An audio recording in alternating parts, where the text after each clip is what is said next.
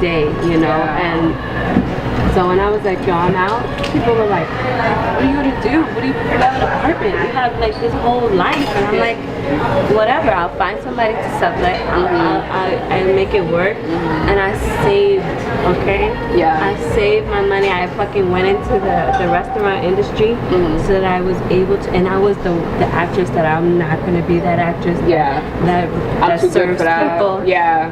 Look, that makes December money. of 2011 going to 12. Yeah, I was at Harley's Smoke Shack Barbecue. Yeah. Like, how may I help you? Exactly. Thank you, my love. Can I get the empty for you? Sure. Get rid of all the proofs, right? the proof.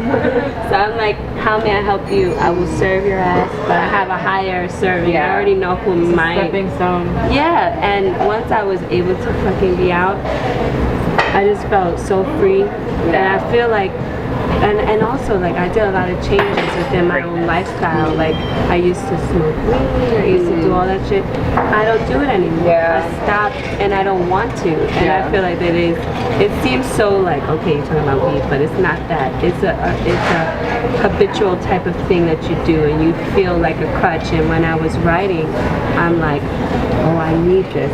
No, I find myself so much free. And I just saw myself as who I am without all that bullshit. It's about breaking a lot of those habits and getting out of those comfort zones. That's one of the biggest things. I found that it wasn't the vacations that I took, it wasn't the trips that I took that were easy that really like molded me so much as it was getting through some of the difficulties and getting myself out of, you know, what was familiar, out of what I had already known.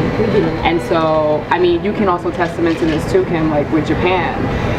Japan scared the shit out of me. Like when it was there, like it was just, it's the only place that ever gave me homesickness. And we went through, and we were also going through some crazy stuff that we just simply did not sign up for. So we had some extra on top of it.